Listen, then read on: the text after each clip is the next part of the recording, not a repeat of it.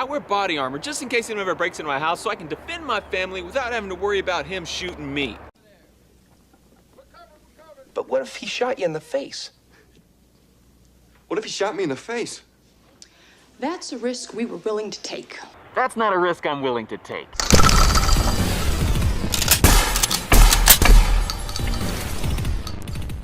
Welcome to Demolition Ranch. Today we're checking out a bulletproof face mask. And these things have actually been used in real life quite a bit, it sounds like. I think SWAT's use these things. I think some military applications, some other organizations.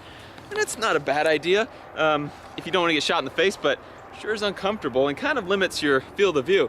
But this is level 2, meaning you can stop 22 long rifle, 9mm, 40 cal, all the way up to 357 Magnum. So anyway, pretty cool. That's the end of the video. Just kidding, we're totally gonna shoot it. Lieutenant Dan is gonna be our brave volunteer today. If you know why he's named Lieutenant Dan, comment below. This thing is not metal, it's Kevlar, so it's pretty light. Looks kind of scary, right? We're gonna start in classic Demolition Ranch style with a small caliber and work our way up until we find something that can kill Lieutenant Dan. First up, 22 long rifle out of a Ruger Mark I. I'm gonna shoot off to the side a little bit so that we have a little more real estate for shooting at it later.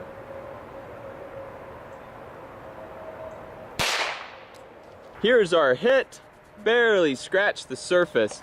Safe to say a 22 long rifle is not gonna make it through. Let's step up our game a little bit. 380 ACP, this armor should have no problem with this little round.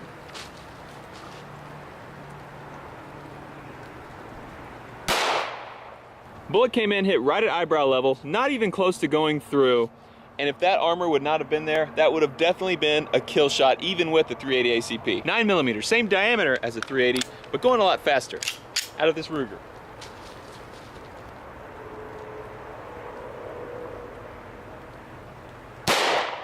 Looks like we hit right near the edge and it busted it up pretty good.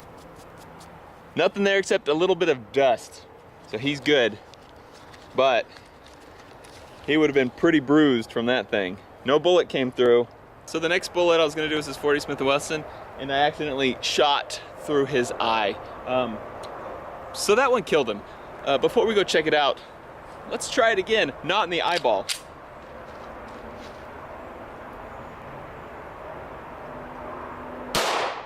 So the first one that I went through the eye came through, just nicked this and went straight into his face. The second one hit right here, did not come through. He's good to go. 22 long rifle, 380 ACP, 9mm and 40 Smith & Wesson, all stopped by the level 2 mask. What about a 44 special? There's only one way to find out.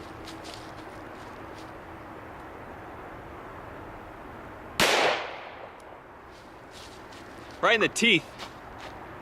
Hope he's okay. This thing is not rated for 44 special and it looks like it may have gone straight through. It totally bulged the inside of this. This is the foam padding that's on the inside. No rip in that at all. It caught that entire 44 special bullet. Still would have knocked his teeth out though. I have this 44 loaded with the 44 Magnum now. It's gonna be going faster. However, it's a hollow point, so it may not penetrate as deep. So we'll see if it stops or not. Kind of running out of room on our target here.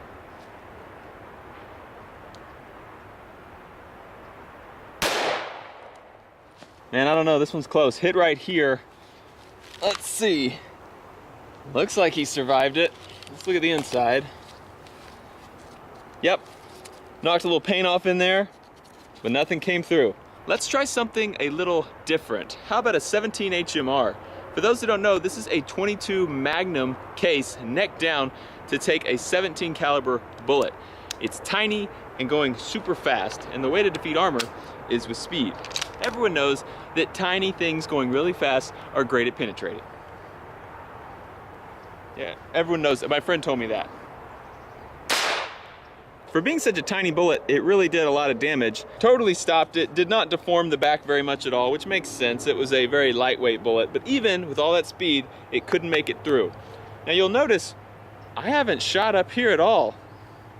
I kind of figured this thing would stand up to everything we threw at it, but I have one last thing to shoot. Some people's truck gun is like a Glock 40 or a 9mm Beretta, something like that. Mine's a Smith & Wesson 500 Magnum. I really like this gun. but I really hate shooting this gun. For comparison, here is a 500 Magnum. Here's a 40 Smith & Wesson, which is considered to be a fairly big bullet, but not compared to the giant 500 Magnum. Do you ever wake up in the morning and you're like, you know what, today, I really want my hand to hurt for the next couple of days? Yeah, me neither. Let's shoot Lieutenant Dan in the face with a 500 Magnum.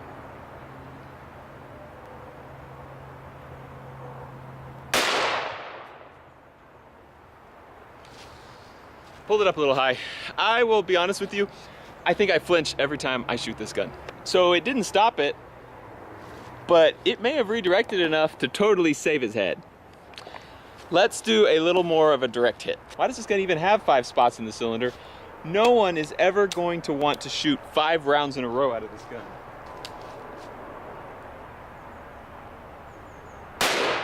Oh. Got him.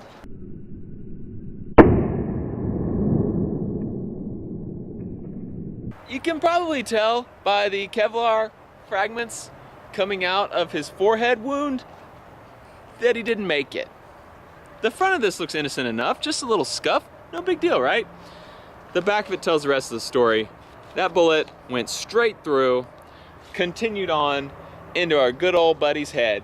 May he rest in peace. Bulletproof masks are expensive, they're bulky, uncomfortable, but pretty awesome. And this one did everything it was supposed to do, plus more. It stopped a 44 Magnum. Did not stop a 500 Magnum, which is pretty weak. This episode is brought to you by Audible.com. Audible has over 180,000 titles of books that they'll read to you. And if you use my code in the description below, you get 1 month's free trial. The book I would recommend is one that I just read called The Zombie Survival Guide by Max Brooks. In the book, it tells you kind of an in-depth look at zombie physiology, how to kill them, what weapons are best to use against them, and also how to prepare your home for a long-term siege of the undead. What I like most about the book is he never acts like maybe zombies aren't real, or maybe we don't need to prepare. He is 100% confident that they're coming and we need to be ready now. Finally, someone who gets me. Thanks for watching Demolition Ranch, and I will see you next time. Contact!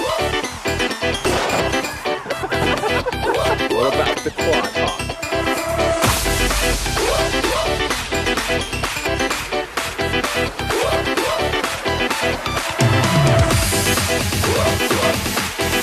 No, don't move, don't move. Bobby?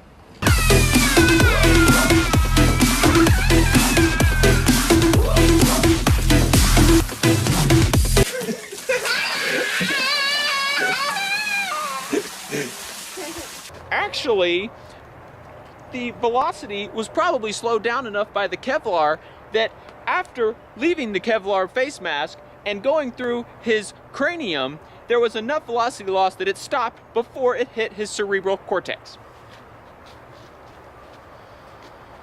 No, he did.